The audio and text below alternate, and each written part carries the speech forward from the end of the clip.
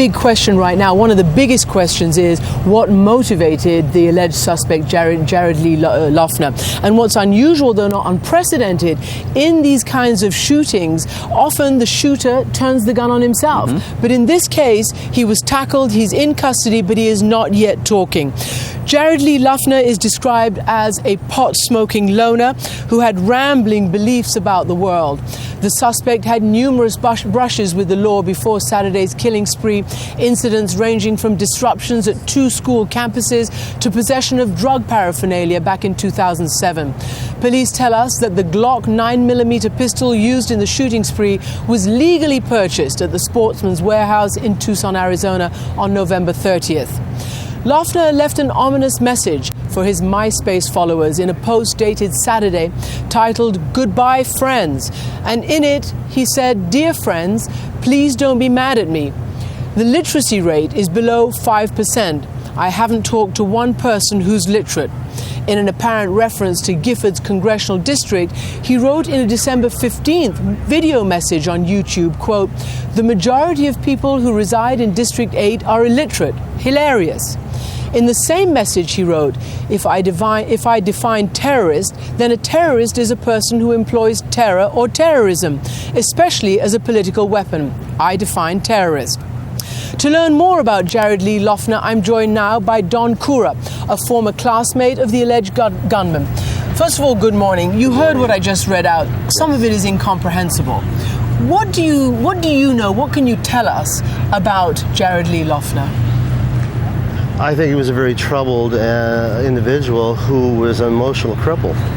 I think he was essentially an emotional child or infant. I took a poetry class, an advanced poetry writing class with Jared, and he exhibited inappropriate behavior in response to poems. Such as? Well, for instance, one woman read a poem that was a very moving piece about going through the ordeal of having an abortion. Jared, his comment was, "She's like a terrorist. She killed the baby," and then burst out in laughter. You know, there's obviously a huge number of questions. You've just described him as an infant, as not quite normal. Then people who want to know, was he political? Did he have any political inclinations? Why was he at this meeting? Why did he seem to allegedly target specifically the Congresswoman Giffords? Did he have any political inclinations when you knew him? No, none that I'm aware of. I didn't know him very intimately either. There's a great age difference between he and I. And that's not to say that I don't make friends with the kids at school. And I don't mean kids in a negative way. But this man was a loner, at least in that class. He would arrive early, but he didn't speak with anyone. He sat alone. He didn't have anything to say, for the most part, in class, except these inappropriate remarks and occasional bursts of laughter that seemed to come from nowhere. And then he would leave, and you wouldn't get anything from him. Did you know him out of class? No, I did not. Did you know his family background? No, I didn't. So really your interaction was just in that class then? Yes. And it was about a year ago you last saw him? Yes, it was last spring semester. What was your reaction when you saw the events of yesterday unfolding? I was horrified, and it called up a lot of bad memories from. I was 16 when Bobby Kennedy was shot on television. I watched that as it occurred.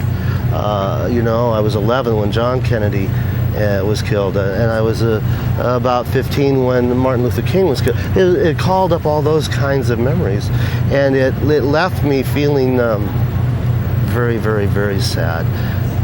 It wasn't until hours later that I discovered that the man who is alleged to have committed these crimes was someone that I knew from school. You are a resident of this state, of this city. Yes. You've heard a lot of the debate that's going on right now about what could have triggered. Now, we don't know the motive, we don't know that there's any connection, but is there something about the polarization of the political debate about this particular district that debate over, for instance, immigration or health reform, the things Congresswoman Gifford was involved in, that's especially heated, that could have set off this kind of activity?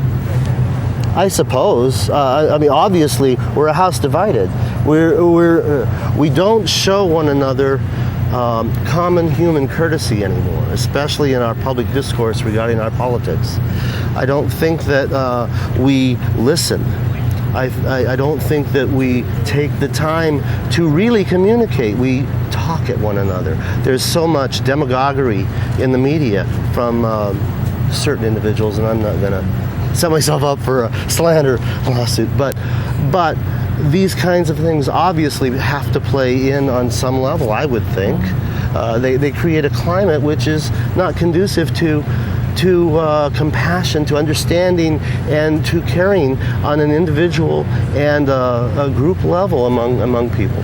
Now, since we are on social media or on Facebook right now, a lot of people are also saying, you know, some of this can be traced to some of the polarized debates, some of the hate speech, some of the real sort of invective that we see in the public debate right now exists on both fringes, both ends of the social media spectrum. Is there something that needs to be reassessed about that, do you think? Yeah. I think we all need to reassess ourselves. It's caused me to reassess myself.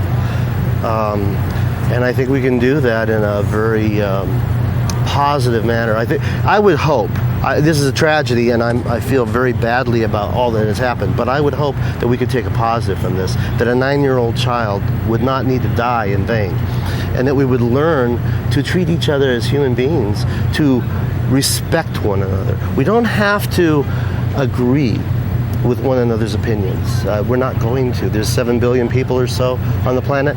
There's 7 billion or so ideas that people share. However, we can respect each other for the opinions that they have. We can respect them as individuals, and we can, as cliche it may sound, we can learn to love one another more. And if we do that, we can become a house united and find a consensus upon which we can build a better nation and a more human and a more understanding discourse.